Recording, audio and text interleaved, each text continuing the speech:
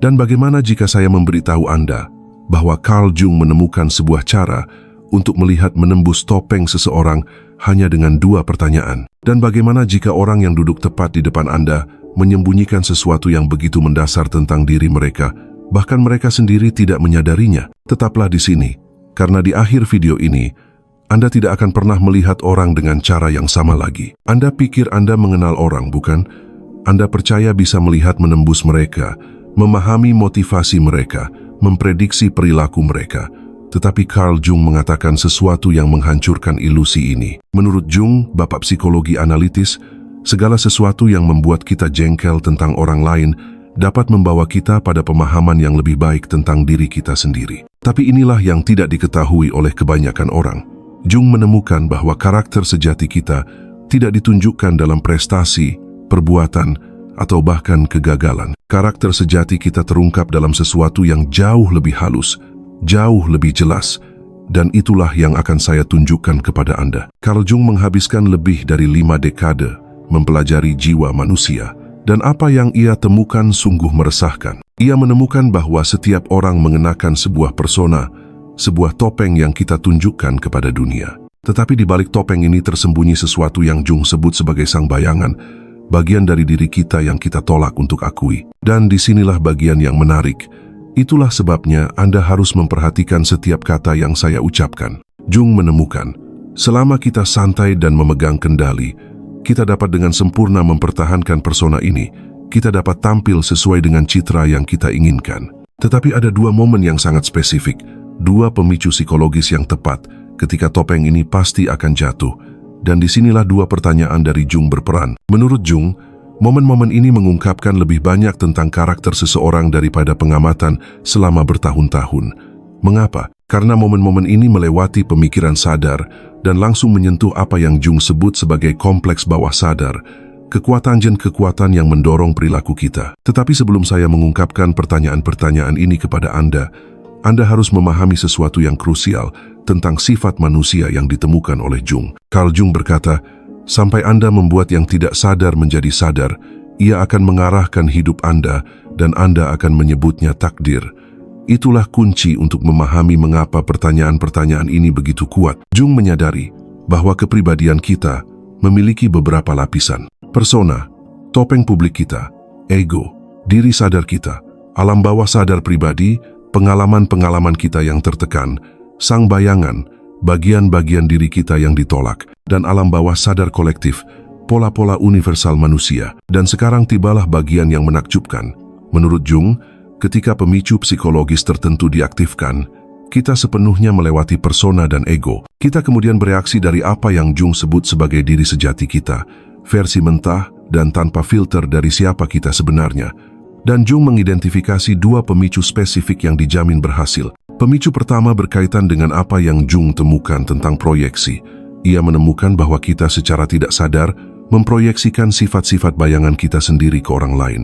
Ketika kita mengkritik seseorang, kita seringkali mengungkapkan kualitas tersembunyi kita sendiri. Pemicu kedua menyangkut apa yang Jung sebut sebagai inflasi ego.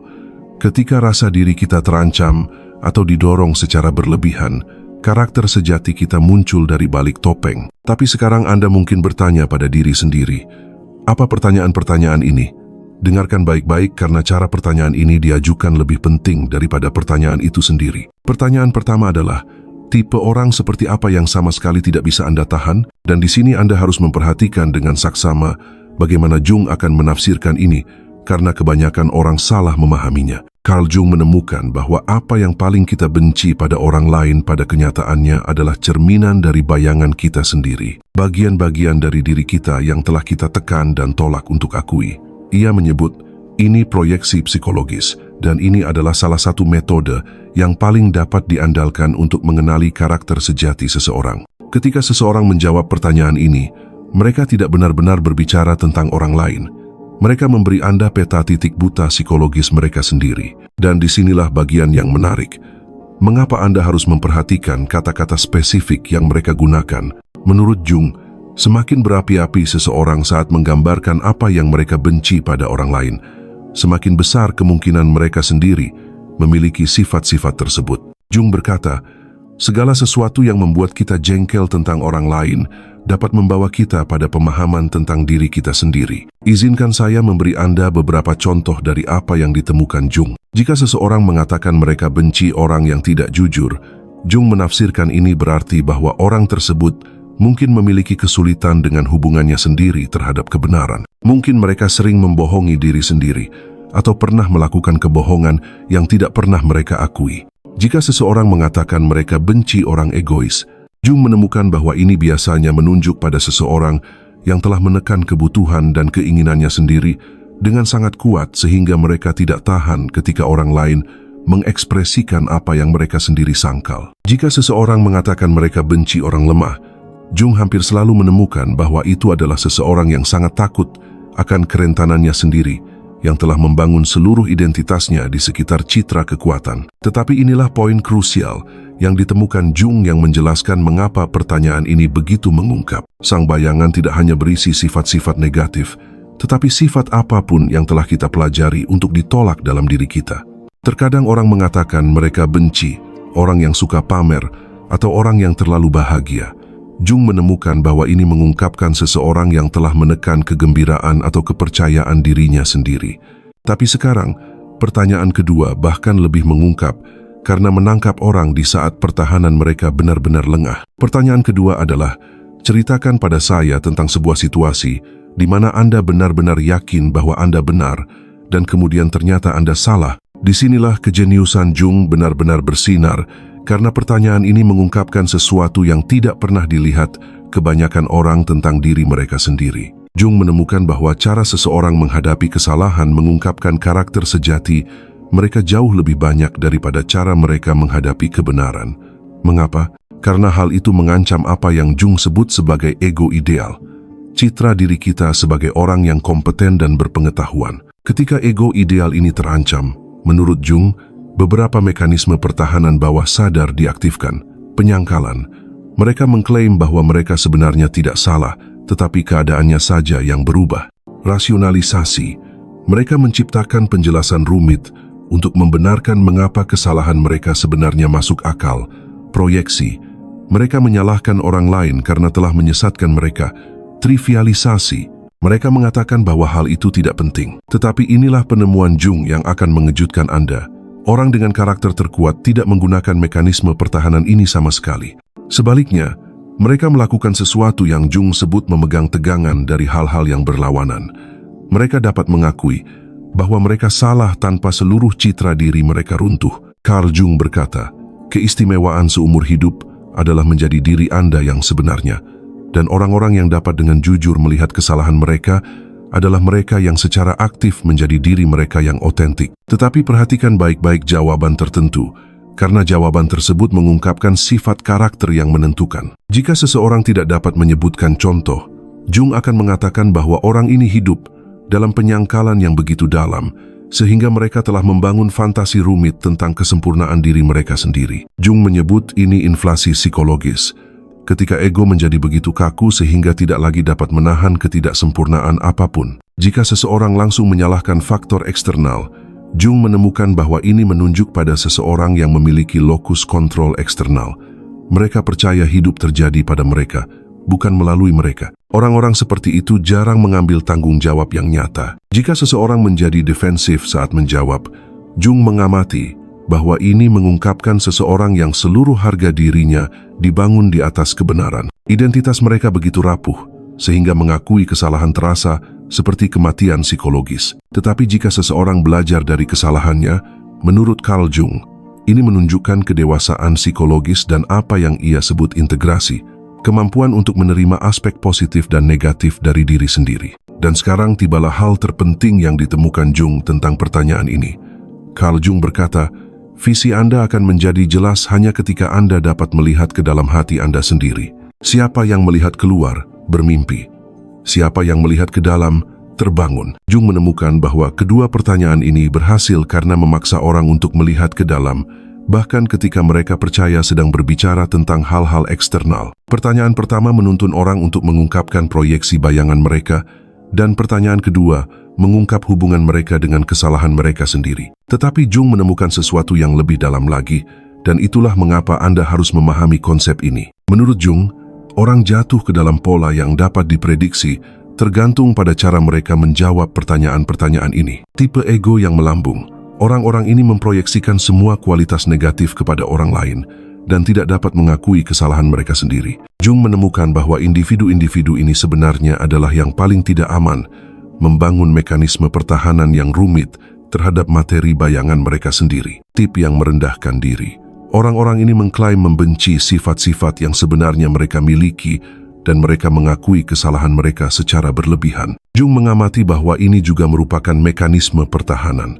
Dengan mengakui kesalahan secara dangkal, mereka menghindari keterlibatan yang sesungguhnya pada tingkat yang lebih dalam. Tipe yang terintegrasi. Individu langka ini mampu mengenali proyeksi dan kesalahan mereka tanpa citra diri mereka runtuh. Jung menyebut ini integrasi psikologis, ciri khas kesehatan mental. Dan sekarang tibalah bagian di mana intuisi Jung menjadi hampir tak ternilai. Carl Jung menemukan bahwa begitu Anda memahami pola seseorang, Anda dapat memprediksi perilaku mereka dengan presisi yang menakjubkan. Mengapa? Karena Jung menyadari bahwa orang jauh lebih konsisten daripada yang terlihat. Mereka hanya mengekspresikan pola inti mereka dalam bentuk yang berbeda tergantung pada situasinya. Tetapi ada sesuatu yang lebih penting yang ditemukan Jung. Dan jika Anda masih mendengarkan, Anda benar-benar harus mendengar ini. Carl Jung menghabiskan puluhan tahun mempelajari apa yang ia sebut sisi gelap dari sifat manusia. Dan ia menemukan tanda-tanda peringatan spesifik yang muncul ketika Anda mengajukan pertanyaan-pertanyaan ini. Tanda peringatan merah nomor 1. Mereka memproyeksikan semua sifat negatif ke kelompok tertentu. Jung mengamati bahwa orang yang sehat secara mental mengenali sifat-sifat negatif pada semua jenis orang. Tetapi jika seseorang terus-menerus hanya memproyeksikan pada satu kelompok, partai politik, jenis kelamin, ras, profesi, maka menurut Jung, ini menunjukkan perpecahan psikologis yang berbahaya. Tanda peringatan merah nomor 2. Mereka tidak pernah salah tentang apapun yang penting. Menurut Carl Jung, tingkat penyangkalan ini menunjukkan apa yang ia sebut inflasi psikologis. Keterlepasan berbahaya dari kenyataan yang sering mendahului krisis besar dalam hidup. Tanda peringatan merah nomor 3. Energi mereka berubah total ketika mereka berbicara tentang apa yang mereka benci. Jung mengamati bahwa perubahan energi yang tiba-tiba menunjukkan bahwa seseorang telah menyentuh kompleks bayangan utama. Semakin dramatis perubahannya, semakin banyak materi tertekan yang terungkap. Tanda peringatan merah nomor 4. Mereka segera membalikkan pertanyaan secara agresif. Carl Jung mengamati bahwa orang yang menolak atau menangkis pertanyaan-pertanyaan ini sekaligus seringkali menyembunyikan materi bayangan yang paling penting. Tapi mungkin inilah wawasan terpenting yang pernah dibuat Jung. Carl Jung berkata, pertemuan dua kepribadian adalah seperti kontak dua zat kimia. Jika ada reaksi, keduanya akan berubah. Jika informasi ini telah memicu semacam reaksi kimia dalam diri Anda, maka silakan bagikan pengetahuan ini dengan seseorang yang mungkin membutuhkannya. Tindakan sederhana, Anda bisa menjadi katalisator bagi transformasi mereka. Jung menemukan bahwa pertanyaan-pertanyaan ini tidak hanya mengungkapkan karakter, mereka benar-benar mengubah orang. Mengapa? Karena tindakan refleksi diri yang jujur adalah apa yang Jung sebut sebagai awal dari individuasi, proses menjadi diri Anda yang otentik. Dan itulah mengapa Anda harus berhati-hati dalam menerapkan pengetahuan ini. Menurut Jung, ketika Anda mengenali materi bayangan seseorang, Anda punya pilihan. Anda bisa menggunakannya untuk memanipulasi mereka, atau Anda bisa menggunakannya untuk memahami mereka lebih dalam. Jung menemukan bahwa manipulasi menghasilkan apa yang ia sebut racun psikologis. Itu merusak baik manipulator maupun yang dimanipulasi. Namun, ketika Anda menggunakan wawasan ini untuk pemahaman yang tulus, Jung menemukan bahwa sesuatu yang luar biasa terjadi. Hubungan menjadi lebih otentik, lebih jujur, lebih nyata. Dan sekarang tibalah bagian yang ditemukan Jung yang akan mengubah pandangan Anda tentang diri sendiri. Jung menyadari bahwa pertanyaan-pertanyaan ini bekerja dua arah. Ketika Anda menanyakannya kepada orang lain, Anda juga dipaksa untuk menghadapi jawaban Anda sendiri. Ketika Anda menilai proyeksi orang lain, Anda mengungkapkan proyeksi Anda sendiri. Ketika Anda menganalisis bagaimana seseorang menghadapi kesalahan, Anda secara bersamaan menghadapi hubungan Anda sendiri dengan kesalahan. Carl Jung berkata, segala sesuatu yang membuat kita jengkel tentang orang lain dapat membawa kita pada pemahaman yang lebih baik tentang diri kita sendiri. Ini bukan hanya kalimat yang bagus, tetapi kunci pertumbuhan psikologis.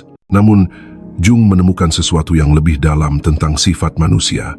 Menurut Carl Jung, begitu Anda memahami pola-pola psikologis ini, Anda dapat menerapkannya di semua bidang kehidupan. Dalam hubungan, Anda dapat melihat melampaui persona yang ditampilkan pasangan Anda dan memahami pola psikologis mereka yang lebih dalam.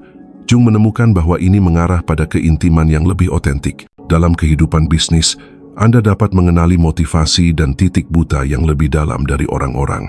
Carl Jung menemukan bahwa sebagian besar konflik bisnis muncul dari proyeksi bayangan yang tidak diakui. Dalam pengasuhan anak, Anda dapat membantu anak-anak Anda mengembangkan kesadaran diri dengan mencontohkan refleksi diri yang jujur.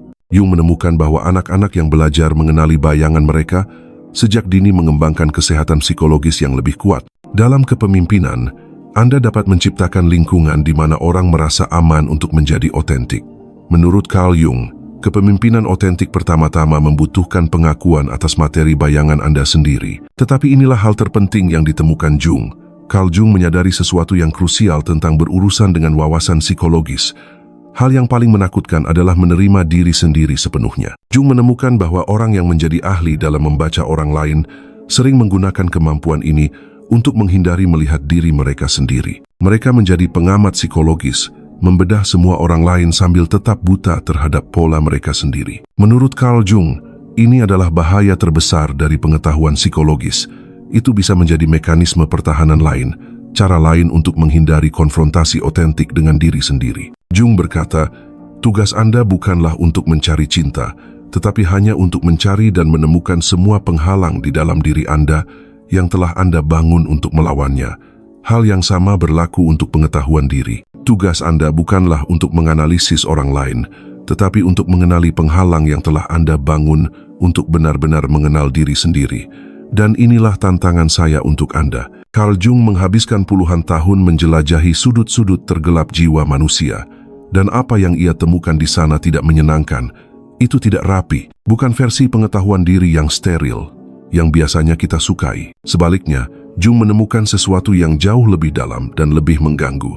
Setiap orang yang kita temui adalah cermin yang memantulkan aspek-aspek diri kita yang lebih suka tidak kita akui. Namun ia memahami sesuatu yang krusial tentang sifat manusia yang sama sekali diabaikan oleh kebanyakan orang. Sebelum kita dapat benar-benar memahami orang lain, sebelum kita dapat menguraikan motivasi mereka, memprediksi perilaku mereka, atau membantu mereka tumbuh, kita harus terlebih dahulu mengarahkan pandangan tajam itu ke dalam. Kita harus bersedia menghadapi kebenaran yang tidak nyaman tentang diri kita sendiri, yang kita hindari hampir sepanjang hidup kita. Dan itulah mengapa Jung bersikeras bahwa sebelum kita menerapkan wawasan psikologis terdalamnya kepada orang lain, kita harus terlebih dahulu menjawab dua pertanyaan yang tampak sederhana untuk diri kita sendiri. Cermin pertama, apa yang tidak bisa kita tahan?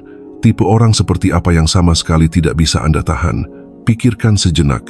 Benar-benar pikirkan siapa yang membuat Anda merinding, siapa yang langsung memicu reaksi naluriah tidak suka atau jengkel. Apakah itu si sok tahu yang sombong yang mendominasi setiap percakapan? Rekan kerja yang pasif-agresif, yang tidak pernah mengatakan apa yang sebenarnya mereka pikirkan? Korban abadi yang selalu menyalahkan orang lain atas masalah mereka, atau orang yang ambisius tanpa ampun yang menginjak orang lain untuk maju? Jenis orang manapun yang Anda pilih, Jung akan memberitahu Anda sesuatu yang mungkin membuat Anda tidak nyaman. Anda baru saja mengungkapkan sesuatu yang mendasar tentang bayangan Anda sendiri. Aspek-aspek kepribadian Anda yang telah Anda tolak, tekan, atau tidak mau akui. Konsep bayangan Jung bukan berarti jahat atau dengki. Itu berarti menjadi utuh. Setiap orang membawa dalam dirinya spektrum penuh potensi manusia, kapasitas untuk kebaikan dan kekejaman, kebijaksanaan dan kebodohan, kekuatan dan kelemahan, altruisme dan keegoisan. Tetapi saat kita mengembangkan diri sadar kita pasti menolak kualitas tertentu dan mendorongnya ke alam bawah sadar yang disebut Jung sebagai sang bayangan. Orang-orang yang paling membuat kita jengkel bukanlah orang acak. Mereka membawa sifat-sifat yang juga ada dalam diri kita, tetapi yang telah kita sangkal. Orang sombong yang tidak bisa Anda tahan, lihatlah lebih dalam. Tidakkah Anda juga memiliki hubungan Anda sendiri dengan kebanggaan dan superioritas yang belum Anda akui? Orang pasif-agresif yang membuat Anda gila, Tanyakan pada diri sendiri apakah Anda juga memiliki cara sendiri untuk menghindari konfrontasi langsung sambil tetap mencoba mengendalikan hasil. Ini bukan tentang menyalahkan atau menghakimi. Ini tentang pengakuan. Jung menemukan reaksi terkuat kita terhadap orang lain jarang sekali berhubungan dengan mereka.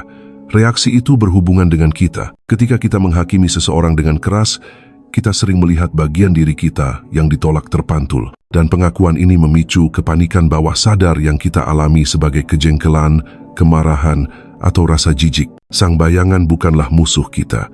Ia adalah guru kita. Ia tidak hanya berisi sifat-sifat negatif kita yang tertekan, tetapi juga kualitas-kualitas positif yang telah kita sangkal karena tidak sesuai dengan citra diri kita atau tidak diterima di lingkungan kita. Orang yang kepercayaan dirinya membuat Anda cemburu mungkin menunjukkan potensi Anda sendiri yang belum terekspresikan. Orang yang ekspresi emosionalnya mengganggu Anda mungkin mencerminkan kapasitas perasaan Anda sendiri yang terkubur. Cermin kedua, hubungan kita dengan kesalahan.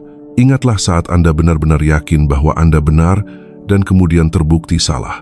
Pertanyaan kedua ini lebih dalam dari yang pertama. Pertanyaan ini tidak hanya meminta kita untuk memeriksa apa yang tidak kita sukai pada orang lain, tetapi juga bagaimana kita menghadapi salah satu aspek tersulit menjadi manusia, yaitu kesalahan kita. Bagaimana reaksi Anda ketika Anda menemukan bahwa Anda salah?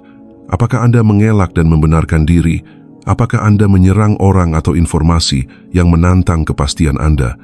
Apakah Anda mundur ke dalam rasa malu dan kritik diri? Atau apakah Anda bersikeras, tetap merasa benar meskipun ada bukti yang bertentangan? Atau apakah Anda berhenti sejenak, merenung, dan dengan jujur bertanya pada diri sendiri apa yang bisa diajarkan oleh momen kesalahan ini? Jung mengerti. Hubungan kita dengan kesalahan mengungkapkan segalanya tentang kedewasaan psikologis kita. Orang yang tidak tahan salah terperangkap dalam penjara yang dibangun sendiri, tanpa henti membela diri palsu yang harus menjaga ilusi kesempurnaan. Orang yang hancur dalam rasa malu saat salah juga terperangkap, tidak mampu memisahkan harga dirinya dari keakuratannya. Tetapi orang yang bisa duduk dengan kesalahan, memeriksanya dengan rasa ingin tahu daripada defensif, menyentuh sesuatu yang mendalam. Kerendahan hati yang dianggap Jung penting untuk pertumbuhan psikologis yang sejati. Orang seperti itu telah menyadari bahwa kepastian seringkali merupakan ilusi, bahwa perspektif kita terbatas, dan bahwa salah bukanlah sebuah bencana, melainkan informasi. Jika Anda dapat dengan jujur merenungkan saat Anda salah, Anda mulai melihat mekanisme psikologis mana yang menciptakan kepastian itu. Anda melihat bagaimana ego Anda membangun cerita untuk melindungi dirinya sendiri. Bagaimana pikiran Anda memilih bukti yang mendukung apa yang ingin Anda percayai. Bagaimana investasi emosional Anda untuk menjadi benar membutakan Anda dari kebenaran yang jelas. Intuisi Jung bukan hanya akademis. Ia menemukan hanya ketika kita telah dengan jujur menghadapi materi bayangan kita sendiri, kita dapat membantu orang lain menghadapi materi bayangan mereka. Hanya ketika kita telah menghadapi hubungan kita sendiri dengan kesalahan, kita dapat memahami apa yang diungkapkan orang lain ketika mereka menjawab pertanyaan-pertanyaan ini. Karena proyeksi psikologis bekerja dua arah. Sama seperti kita memproyeksikan sifat-sifat yang kita sangkal ke orang lain, kita juga memproyeksikan proses psikologis kita. Jika Anda belum memeriksa bayangan Anda sendiri, Anda akan melihat bayangan di mana-mana, kecuali di tempat yang sebenarnya. Jika Anda belum berdamai dengan kesalahan Anda sendiri, Anda akan salah memahami bagaimana orang lain menangani kesalahan. Orang yang telah melakukan pekerjaan batin ini mengembangkan apa yang disebut Jung sebagai ketajaman psikologis.